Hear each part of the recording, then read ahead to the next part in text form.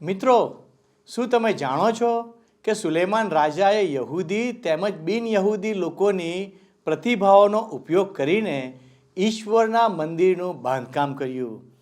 ઈશ્વરે આપણને અનેકવિધ પ્રતિભાઓ આપી છે, તેથી આપણે તેમની મંડળીના બાંધકામમાં તેનો ઉપયોગ કરી શકીએ.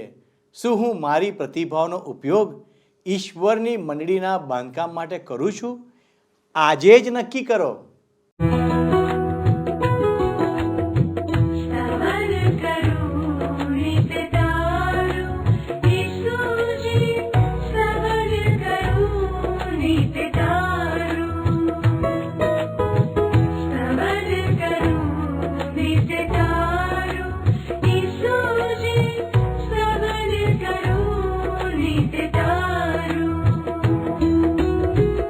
आज सवारे साध सुनी तम महिमा करूं प्रभु तारो, महिमा करूं प्रभु तारो, स्तवन करूं नित्य तारो.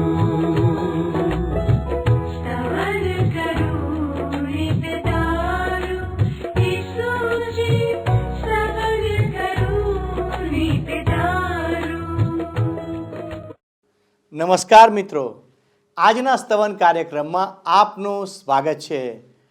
બાઇબલ એ ઈશ્વરનું વચન છે. સ્તવન કાર્યક્રમમાં આપણે ઈશ્વરના વચનોનું સરળ રીતે વિશ્લેષણ કરીએ છીએ, જેથી દરેક વ્યક્તિ ઈશ્વરના માર્ગો જાણી શકે અને ઈશ્વર દ્વારા પ્રાપ્ત થતા આશીર્વાદોનો આનંદ માણી શકે. આજે માનવી પોતાના જીવનમાં સંતુષ્ટ નથી, કારણ કે તે પોતાના વિચારોના આધારે જીવનની ખુશી નક્કી કરે છે. માનવી દ્વારા આનંદ કરવાની ઘણી બધી રીતો ઈશ્વરના ધારાધોરણ પ્રમાણે હોતી નથી. ઈશ્વર એવું ઈચ્છે છે કે આપણે માનવીઓ એવા કાર્યો કરીએ જેથી ઈશ્વર આપણા પર પ્રસન્ન થાય. આપણે હાલમાં ઇઝરાયલના ઇતિહાસના મહત્વપૂર્ણ કાર્યનો અભ્યાસ કરી રહ્યા છીએ. ચાલો આજે આપણે યરૂશાલેમના મંદિરના નિર્માણનું અવલોકન કરીને ઈશ્વર સંબંધિત બાબતોને સમજીએ તેમજ તેની જાણકારી પ્રાપ્ત કરીએ. આજે આપણે બીજો કાળ વૃત્તાંત તેનો બીજો, ત્રીજો અને ચોથા અધ્યાયનો અભ્યાસ કરીશું. આ અધ્યાયોમાં ઈશ્વરના મંદિરના આયોજન, બાંધકામ, સમર્પણ વિશે માહિતી આપવામાં આવી છે તથા કેવી રીતે હજારો યહૂદીઓ અને બિન યહૂદીઓની મદદ વડે મંદિરનું નિર્માણ થઈ શક્યું. જેમ બધાએ સાથે મળીને કામ કર્યું હતું, તેમ ઈશ્વર દરેક વિશ્વાસીને ઈશ્વરની મંડળીના સહનિર્માતા તરીકે તેડું આપે છે. આજે આપણું શરીર ઈશ્વરનું મંદિર છે, જ્યાં પવિત્ર આત્મા વાસો કરે છે. તો મિત્રો, ચાલો આ બાબતને વધુ ઊંડાણપૂર્વક સમજીએ અને દેવના સેવક પાસેથી દેવનું વચન શીખીએ. તમે જાણો છો એમ મિત્ર, ગત સ્તવન કાર્યક્રમથી આપણે બાઇબલમાં જૂના કરારના વિભાગમાં આવેલ કાળ વૃત્તાંતના બીજા પુસ્તકનો અભ્યાસ શરૂ કર્યો છે. આજે મિત્ર આપણે કાળ વૃત્તાંતના બીજા પુસ્તકનો બીજો, ત્રીજો અને ચોથો એમ કુલ 3 અધ્યાયો જોવા માંગીએ છીએ. એટલે મારી તમને નમ્ર વિનંતી છે, તમારી પાસે જો બાઇબલ હોય તો કૃપા કરીને તમારું બાઇબલ તમારી સમક્ષ ખુલ્લું રાખજો. બીજા અધ્યાયમાં હવે તમે જોશો મિત્ર, તો કાળ વૃત્તાંતના બીજા પુસ્તકના 2 થી 4 અધ્યાયોમાં આપણને ઈશ્વરના મંદિરના બાંધકામનું કાર્ય જોવા મળે છે. ઈશ્વરના મંદિરનું પુનર્નિર્માણ. સુલેમાન રાજા એના પિતા દાઉદે તેને આપેલી સૂચના અનુસાર ઈશ્વરના મંદિરના બાંધકામમાં હવે આગળ વધે છે. તમે બીજા અધ્યાયની પહેલી 2 કલમો મારી સાથે સાથે જોશો. કાળ વૃત્તાંતનું બીજું પુસ્તક, બીજો અધ્યાય, પ્રથમ 2 કલમો. સુલેમાને યહોવાના નામને સારું મંદિર તથા પોતાના રાજ્યને સારું મહેલ બાંધવાનો ઠરાવ કર્યો. તેણે 70,000 માણસોને ભાર ઊંચકવા સારું 80,000 માણસોને પર્વતોમાં લાકડા કાપવા સારું તથા 3600 ને તેઓના ઉપર મુકાદમો કરવાને ઠરાવ્યા. હા હા હા હા. તમે જુઓ મિત્ર, ઈશ્વરના મંદિરનો નકશો તૈયાર છે અને સુલેમાન રાજા ઈશ્વરના મંદિરના બાંધકામ માટેના કાર્યનું હવે આયોજન કરે છે. સુલેમાન રાજાના રાજ્યકાળમાં ઈશ્વર મંદિરના બાંધકામ ઉપર ભાર મૂકે છે. ત્રીજી કલમ જુઓ તો લખ્યું છે, સુલેમાને તૂરના રાજા હિરામની પાસે સંદેશો મોકલાવીને કહાવ્યું કે તું મારા બાપ દાઉદની સાથે જેમ વર્ત્યો ને તેને સારું મહેલ બાંધવા માટે તેને એરેજ વૃક્ષો મોકલી આપ્યા હતા તેમજ તું મારી સાથે વર્તજે. હવે રાજા હિરામ દાઉદ રાજા ઉપર પ્રેમ કરતો હતો અને દાઉદ રાજા પણ હિરામ રાજાને ચાહતો હતો. આ આધાર ઉપર રાજા સુલેમાન હિરામને હવે સંદેશો પાઠવે છે. મને લાગે છે મિત્ર કે આપણે આગળ જોઈશું એ પ્રમાણે રાજા હિરામને સુલેમાન રાજા સાથે થોડી મુશ્કેલી હતી. દાઉદ રાજા સાથે તો હિરામ બહુ જ ઉદારતાથી વર્તતો હતો, પરંતુ સુલેમાન રાજા સાથે કામ કરવું હિરામને મુશ્કેલી ભર્યું લાગે છે. આગળ આપણને એ જોવા મળશે. હવે ચોથી કલમ જુઓ.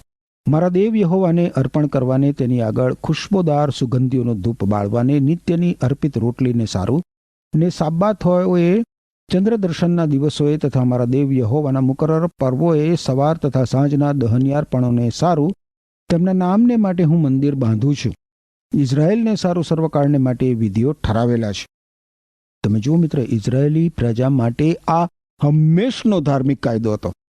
સર્વ બલિદાનો ક્રૂસ ઉપર પ્રભુ ઈસુ ખ્રિસ્તે આપેલા બલિદાન તરફ આંગળી ચીંધે છે. મિત્ર, પાંચમી કલમ જુઓ.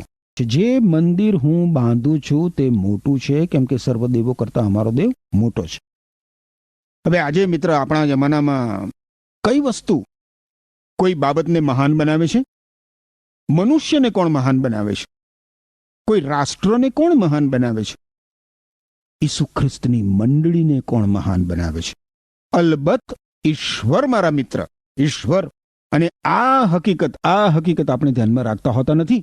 છઠ્ઠી કલમ શું કહે છે? પણ તેને સારું મંદિર બાંધવાને કોણ સમર્થ છે? કેમ કે આકાશ ને આકાશોના આકાશોમાં તેનો સમાવેશ થઈ શકે એમ નથી. તો હું કોણ માત્ર કે તેને સારું મંદિર બાંધું? એ તો કેવળ તેની આગળ ધૂપ બાળવા માટે જ છે. પ્રભુ ઈસુ ખ્રિસ્તના બલિદાન તરફ આંગળી ચીંધનાર ઇઝરાયેલી પ્રજા બલિદાનોની મારફતે ઈશ્વરની પાસે જતી હતી. મિત્ર, તમે અને હું માત્ર એક જ માર્ગે ઈશ્વર પાસે આવી શકીએ છીએ, અને એ તો પ્રભુ ઈસુ ખ્રિસ્તના બલિદાનની મારફતે ક્રૂસ ઉપરના. મિત્ર, ક્રૂસ ઉપર પ્રભુ ઈસુ ખ્રિસ્તે જે બલિદાન આપ્યું એ બલિદાનને માર્ગે. અહીં એક બાબત નોંધવા જેવી છે. ઈશ્વર કોણ છે એ વિશે સુલેમાન રાજા કોઈ પણ ગફલતમાં રહેતો નથી. બાંધવામાં આવનાર મંદિરમાં ઈશ્વર નિવાસ કરશે કે નહીં એ વિશે સુલેમાન રાજાને કોઈ ગેરસમજ નહોતી. આજે તો ઈશ્વરના મંદિર વિશે ઘણા બધા લોકો ગેરસમજણ ધરાવે છે. કેટલાક લોકો ઈશ્વરના મંદિરને ઈશ્વરના ઘર તરીકે ઓળખાવે છે, પરંતુ મિત્ર, ઈશ્વર કોઈ ઘરમાં નથી રહેતા. ઈશ્વર કોઈ ઘરમાં નથી રહેતા. ઈશ્વર ક્યારેય કોઈ ઇમારતમાં નથી રહેતા. સુલેમાન રાજાએ બાંધેલું ઈશ્વરનું મંદિર ઈશ્વરને બલિદાનો અર્પણ કરવા માટે હતું. ઈશ્વર પાસે જવા માટેનું એ સ્થાન હતું, અને એ માટે એ સ્થળ ઈશ્વરને લાયક હોવું જોઈએ. અને એટલે જ તો એ બહુ જ ભવ્ય હતું, અત્યંત સુંદર. જો કે એ સમયની અન્ય ઇમારતોની સરખામણીમાં એ કંઈ બહુ વિશાળ નહોતું, પરંતુ એનું નાનું કદ હોવા છતાં એમાં ભરપૂરપણે વિપુલ સોનું અને ચાંદી રાખવામાં આવ્યા હતા. સાતમી કલમ જોઈશું તો હવે સોનાના, રૂપાના, પિત્તળના, લોઢાના તથા કિરમજી, લાલ ને આસમાની રંગના કામમાં બાહોશ તથા દરેક પ્રકારની કોતરણી કોતરવામાં નિપુણ એવા પુરુષને મારી પાસે મોકલ, કે જેથી યહુદામાં તથા યરુશાલેમમાં મારી સાથે જે કુશળ પુરુષો છે કે જેઓને મારા પિતા દાઉદે એકઠા કર્યા હતા, તેઓની સાથે રહીને તે કામ કરે. હવે ઇઝરાયેલી લોકોએ બહારથી કુશળ કારીગરો બોલાવવા પડ્યા, કારણ કે ઈશ્વર ઈચ્છતા હતા એ પ્રમાણે ઇઝરાયેલી લોકો મૂળે તો ખેડૂતો હતા અને પશુપાલનનો ધંધો કરતા હતા. આજના જમાનામાં મિત્ર, જ્યારે યહૂદી લોકો ઇઝરાયેલી દેશમાં પાછા ફર્યા છે, ત્યારે પણ તમે જુઓ તો એમણે એમના દેશને ખેતી પ્રધાન દેશ જ બનાવ્યો છે. મૃત સમુદ્રથી ભૂમધ્ય સમુદ્ર સુધી તમે આજે જરા નજર કરો તો તમારી દ્રષ્ટિમાં વિશાળ સુંદર હળિયાળા ખેતરો જ તમને દ્રષ્ટિમાં પડે. રાજા સુલેમાનના જમાનામાં ઇઝરાયેલી રાષ્ટ્રમાં કુશળ કારીગરો નહોતા, એટલા માટે એ લોકોએ રાજા હિરામની મદદ લેવી પડી. 8મી કલમ જોઈશું. વળી લબાનોનમાંથી એરેજ વૃક્ષો, દેવદારો તથા સુખડ અહીં મોકલી આપ, કેમ કે હું જાણું છું કે તારા ચાકરો લબાનોનમાં લાકડા કાપવામાં કુશળ છે. બીજા શબ્દોમાં જોઈએ તો રાજા સુલેમાનના માણસો હિરામના માણસો પાસેથી કળા કારીગરી શીખવાના હતા. 9મી કલમમાં લખ્યું છે, મારે સારું પુષ્કળ લાકડા તૈયાર કરવા માટે મારા ચાકરો તારા ચાકરોની સાથે રહેશે, કેમ કે જે મંદિર હું બાંધવાનું છું તે બહુ મોટું થશે. મંદિર કંઈ બહુ જ મોટું નહોતું થવાનું, પરંતુ જરૂર એ એક મહાન અને ભવ્ય મંદિર બનવાનું હતું. 10મી કલમ, કાળવૃત્તાંતનું બીજું પુસ્તક, 2 અધ્યાય, 10મી કલમ. હું તારા ચાકરોને એટલે લાકડા કાપનાર કરાઈઓને 20,000 માપ જુડેલા ઘઉં, 20,000 માપ જવ, 20,000 બાથ એટલે 1,80,000 ગેલન દ્રાક્ષારસ તથા 20,000 બાથ તેલ આપીશ. રાજા સુલેમાન જે મહેનતાણું ચૂકવવાનો હતો કારીગરોને, એમાં પાછળથી કેટલી ગેરસમજ ઊભી થશે આપણને એ જોવા મળશે મિત્ર. હવે આગળ 11 થી 13 કલમો જોઈએ ત્યારે લખ્યું છે, ત્યારે તુરના રાજા હિરામે સુલેમાનને જવાબ લખી મોકલ્યો કે પોતાના લોક પર યહોવાની પ્રીતિ છે, એ માટે તેણે તેઓના ઉપર તને રાજા ઠરાવ્યો છે. વળી હિરામે કહ્યું કે ઇઝરાયલનો દેવ યહોવા જેણે આકાશ તથા પૃથ્વી બનાવે છે તેને ધન્ય હો કે તેણે દાઉદ રાજાને જ્ઞાની ને વિવેક બુદ્ધિ તથા સમજણથી ભરપૂર એવો દીકરો આપ્યો છે કે જે યહોવાને સારું મંદિર તથા પોતાના રાજ્યને સારું મહેલ બાંધે. મારા પિતા હિરામના એક નિપુણ તથા બુદ્ધિમાન પુરુષને તારી પાસે મોકલ્યો છે. હવે આ નિપુણ અને બુદ્ધિમાન વ્યક્તિ વિશે આગળની કલમોમાં આપણને વિસ્તૃત માહિતી મળે છે. 17 અને 18 કલમો જોઈશું. જે પરદેશીઓ ઇઝરાયેલના દેશમાં વસતા હતા તેઓ સર્વની સુલેમાને પોતાના બાપ દાઉદે તેમની ગણતરી કરી હતી તે પ્રમાણે ગણતરી કરી. તેઓ 1,03,600 હતા. તેણે તેઓમાંના 70,000 ને ભાર ઊંચકવા સારું, 80,000 ને પર્વતમાં લાકડા કાપવા સારું તથા 3,600 ને લોકોની દેખરેખ રાખવા સારું મુકાદમ તરીકે નિમ્યા. મંદિરના બાંધકામ માટે કારીગરોની મદદ કરનાર મદદનીશોની પણ બહુ જરૂર હતી. હવે આ બધા લોકો સામાન્ય મજૂરો હતા. આપણે હવે મિત્ર જોઈશું તો રાજા સુલેમાન ઈશ્વરના મંદિરના બાંધકામના કાર્યનો આરંભ કરે છે.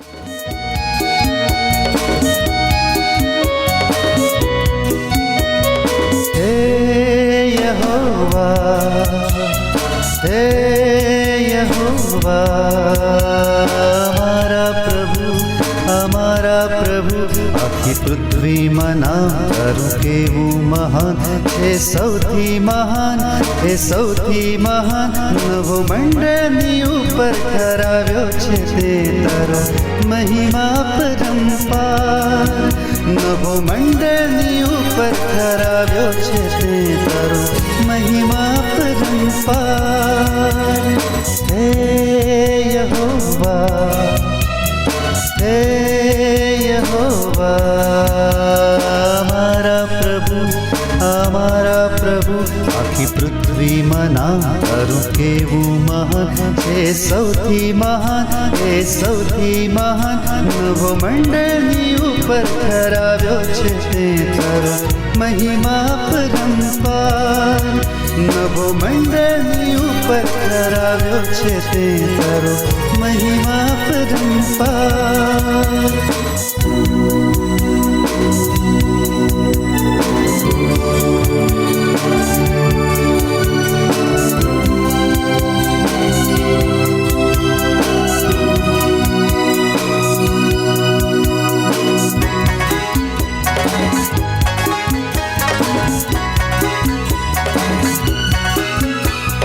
આકાશોની જ્યારે હું નિહાળું, અજાયબ છે કૃત્યો તારા.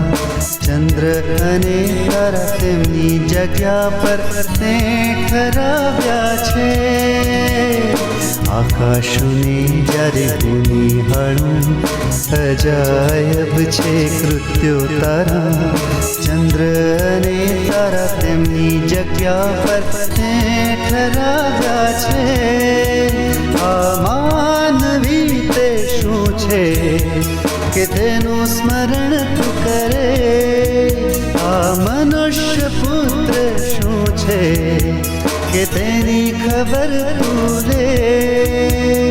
હે યહોવા, હે યહોવા, અમારા પ્રભુ, આખી પૃથ્વીમાં નામ તારું કેવું મહાન છે, સૌથી મહાન એ સૌથી મહાન. નભો મંડળની ઉપર ઠરાવ્યો છે તે તારો મહિમા પરંપાર. નભો મંડળની ઉપર ઠરાવ્યો છે તે તારો મહિમા પરંપાર.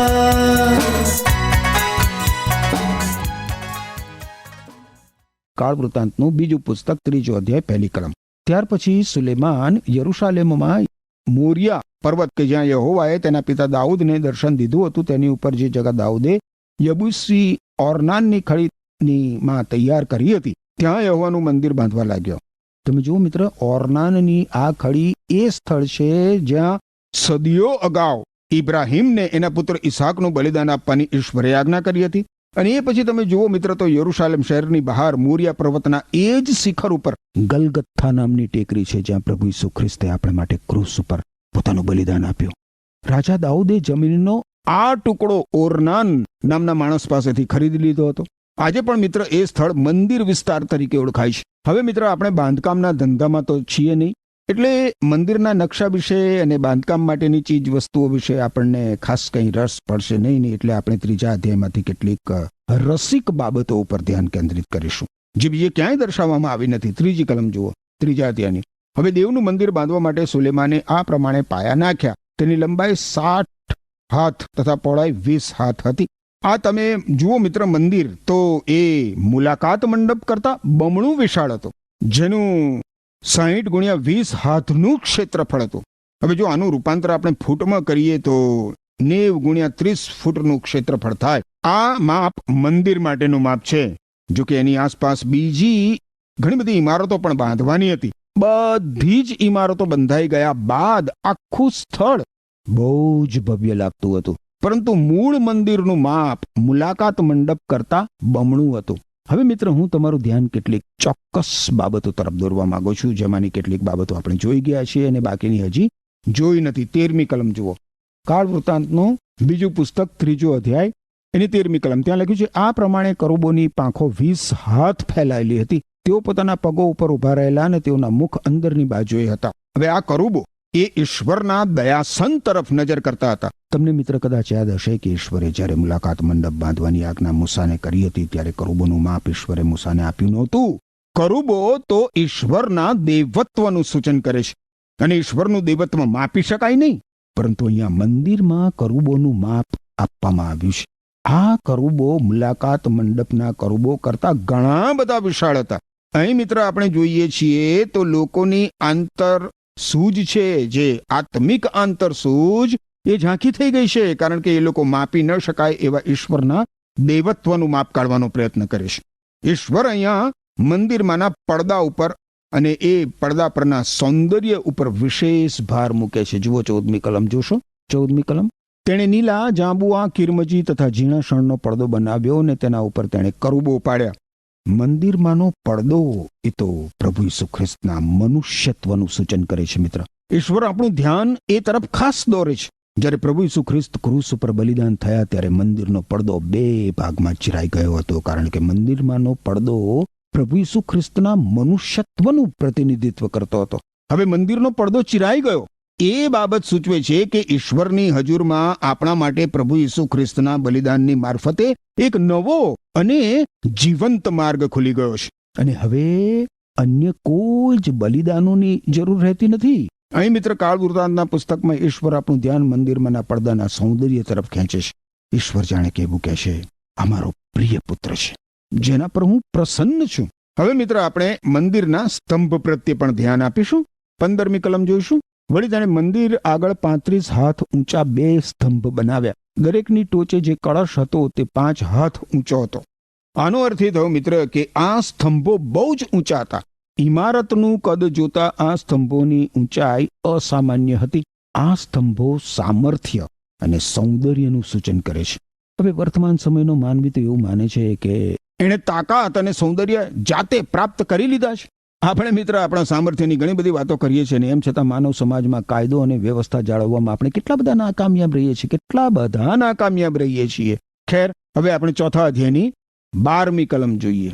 શું લખ્યું છે અહીંયા? 4થા અધ્યાયની 12મી કલમ જોશો. કાળવૃતાંતનું બીજું પુસ્તક 4 અધ્યાય 12મી કલમ. એટલે 2 સ્તંભો, વાટકા તથા સ્તંભોની ટોચો ઉપરના 2 કળશ તથા સ્તંભોની ટોચો ઉપરના કળશોને ઢાંકવા સારું 2 જાળીઓ, એવું લખવામાં આવ્યું છે. તમે જુઓ, ઈશ્વર ફરીથી આ અધ્યાયમાં પણ, 4થા અધ્યાયમાં પણ સામર્થ્યની અને સૌંદર્યની વાત કરે છે.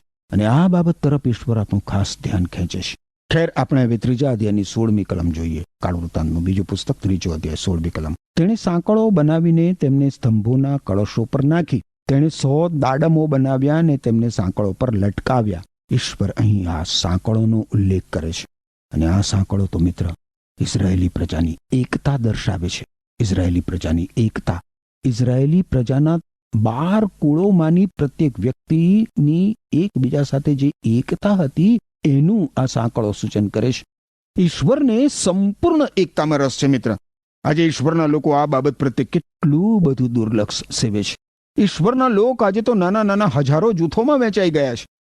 મને નથી લાગતું મિત્ર કે આ બધાથી ઈશ્વરને માન અને મહિમા મળતા હોય. બાઇબલમાંના નવા કરારમાં ઈશ્વરે એકતાનું જે ચિત્ર આપ્યું છે એ આ સાંકળ કરતાં પણ ઉત્તમ છે. અને આ ચિત્ર તો શરીરનું ચિત્ર છે. ઈશ્વર કહે છે કે પ્રભુ ઈસુ ખ્રિસ્તની મંડળી એક શરીર સમાન છે. શરીરમાં ઘણા બધા અવયવો હોય છે. ઈસુ ખ્રિસ્તની મંડળીનું મિત્ર એ ચિત્ર છે. તમે બાઇબલમાં નવા કરારના વિભાગમાં કરંથવાસીઓને લખેલો પહેલો પત્ર જુઓ, એના 12મા અધ્યાયની 12મી કલમ પહેલા જુઓ તો ત્યાં લખ્યું છે, ઈસુ ખ્રિસ્ત તો અનેક અવયવવાળા એક શરીર સમાન છે. અનેક અવયવનું બનેલું હોવા છતાં શરીર તો એક જ છે. અને પછી હવે 14 થી 20 કલમો જુઓ. શરીર એક જ અવયવનું નહીં પણ અનેક અવયવનું બનેલું હોય છે. જો પગ કહે કે હું હાથ નથી તેથી હું શરીરનો અવયવ નથી, તો તેથી તે શરીરનો અવયવ મટી નથી જતો. જો કાન કહે કે હું આંખ નથી તેથી હું શરીરનો અવયવ નથી, તો તેથી તે શરીરનો ભાગ મટી જતો નથી. જો આખું શરીર માત્ર આંખ જ હોત તો પછી તે કેવી રીતે સાંભળે? વળી જો આખું શરીર માત્ર કાન જ હોય તો તે કેવી રીતે સૂંઘે? પણ શરીરના જુદા જુદા અવયવોને ઈશ્વરે પોતાની ઈચ્છા પ્રમાણે ગોઠવેલા છે. જો આખું શરીર એક જ અવયવ હોત તો શરીર હોત જ નહીં, પણ શરીર એક છે અને અવયવો અનેક છે. આ પછી મિત્ર તમે 27મી કલમ જુઓ. ત્યાં શું કહે છે ઈશ્વરનું વચન? કરંથવાસીને લખેલો પહેલો પત્ર 12મો અધ્યાય એની 27મી કલમમાં લખ્યું છે, આમ તમે સૌ ઈસુ ખ્રિસ્તનું શરીર છો અને તમે દરેક એક એક અવયવ છો. વારું મિત્ર, આપણે કાળવૃતાંતના બીજા પુસ્તકના 3જા અધ્યાયની 16મી કલમમાં જોયું એ પ્રમાણે સાંકળોની સાથે દાડમોનો પણ ઉલ્લેખ કરવામાં આવ્યો છે. ત્યાં લખ્યું છે કે સાંકળો ઉપર 100 દાડમો લટકાવવામાં આવ્યા હતા. અને આ ઉપરાંત 13મી કલમ જુઓ તો ત્યાં લખ્યું છે, તમે જુઓ 13મી કલમ શું કહે છે? આ પ્રમાણે કરુબોની પાંખો 20 હાથ ફેલાયેલી હતી. તેઓ પોતાના પગો પર ઊભા રહેલા અને તેઓના મુખ અંદરની બાજુએ હતા. દાડમો એ ફળવંતતાનું સૂચન કરે છે મિત્ર. તમે 4થા અધ્યાયની 13મી કલમ જુઓ તો ત્યાં પણ એનો ઉલ્લેખ કરવામાં આવ્યો છે. જુઓ, અને એ 2 જાળીને સારું 400 દાડમ એટલે સ્તંભો ઉપરના કળશોને ઢાંકનાર દરેક જાળીને માટે દાડમની 2 હારો બનાવી.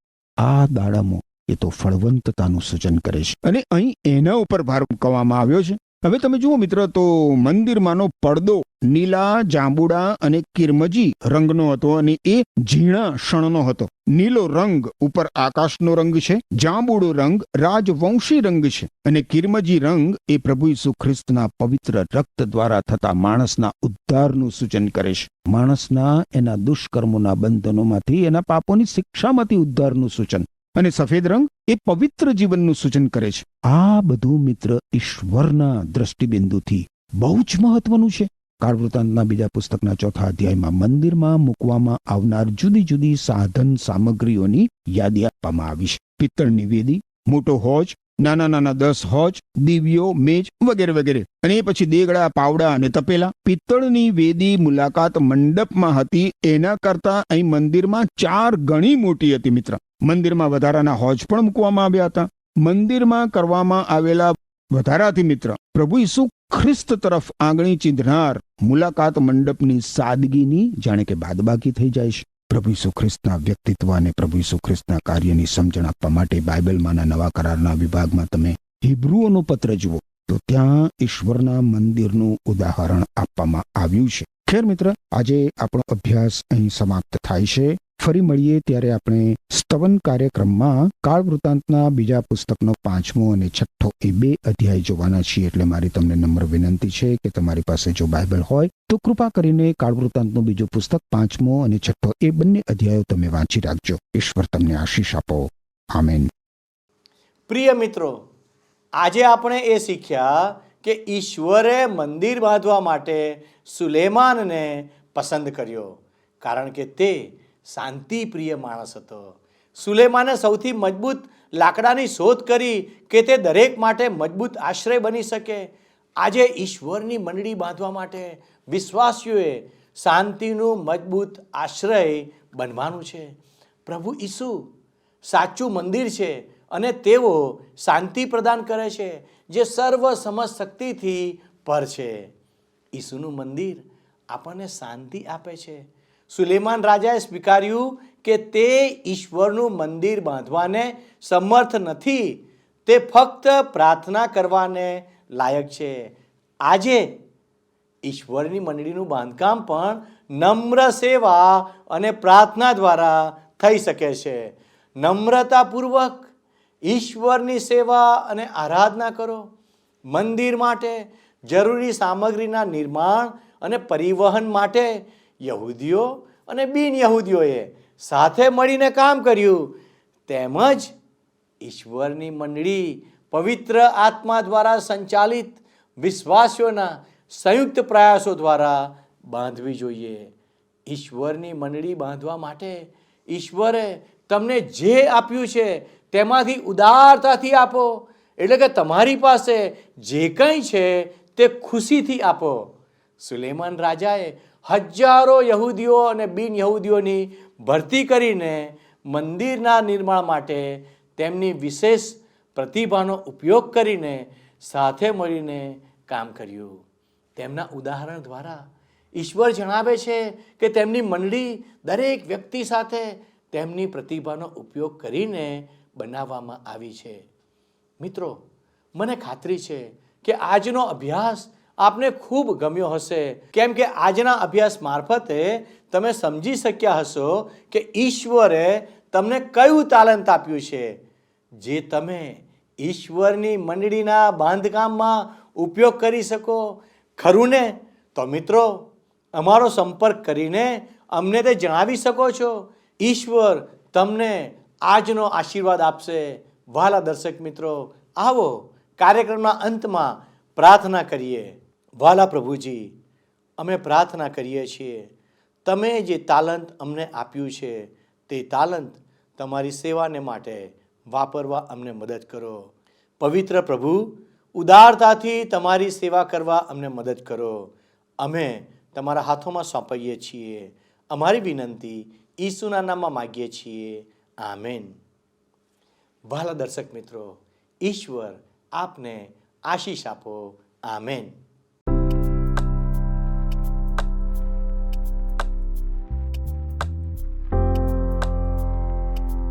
મિત્રો, ગત પ્રશ્નનો જવાબ છે ઈશ્વરે.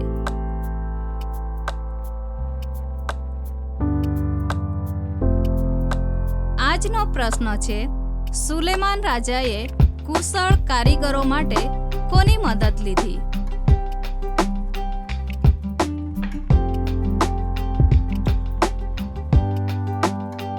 જવાબ આપેલ સ્ક્રીન પર દર્શાવેલ વોટ્સએપ નંબર પર આપવાનો રહેશે. કાર્યક્રમ દરમિયાન પૂછેલા પ્રશ્નનો સાચો જવાબ આપનાર વિજેતાઓના નામ દર મહિનાના પ્રથમ સોમવારે જાહેર કરવામાં આવશે. શું તમને આ કાર્યક્રમ ગમ્યો? અત્યારે જ અમને મિસ કોલ કરો.